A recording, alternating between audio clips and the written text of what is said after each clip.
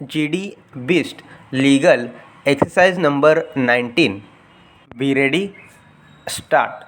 The principles laid down in the said decision cannot have any application in the present case, although the decision rendered in this case in the decision under the Arbitration and Conciliation Act 1996, taking into consideration the arguments of the appellant, it is necessary to mention here that the court does not have any power to extend the time under the Act, unlike Section 28 of the 1940 Act, which had such a provision. The court has therefore been denuded of the power to enlarge time for making and publishing an award.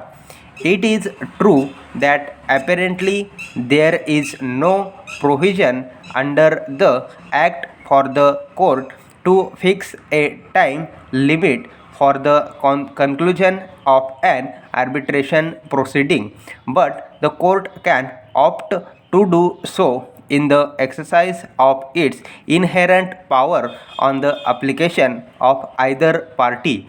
Where, however, the arbitration agreement provides the procedure of enlargement of time and the parties have taken recourse to it and consented to the enlargement of time by the arbitrator, the court cannot exercise its inherent power in extending the time fixed by the parties in the absence of consent of either of them.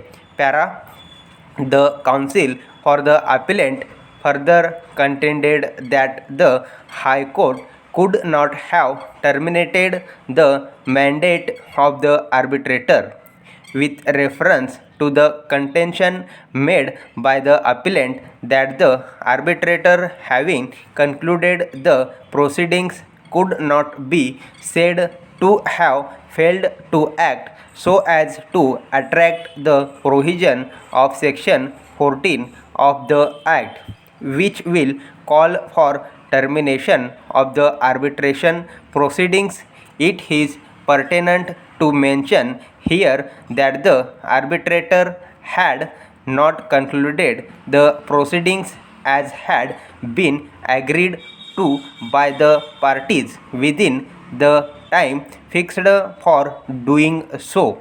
It is an established statement that the said mandate of the arbitrator was terminated only because of the fact that the arbitrator, having failed to conclude his proceedings within time, did not warrant to be continued as an arbitrator in the absence of the consent of both the parties. It is clear that the arbitrator had extended the time provided to it without any concrete reasons whatsoever, and thus his mandate was liable to be terminated. Subsection 1b further states that the mandate of an arbitrator shall also stand to be terminated if he withdraws or the parties agree to the termination. Stop.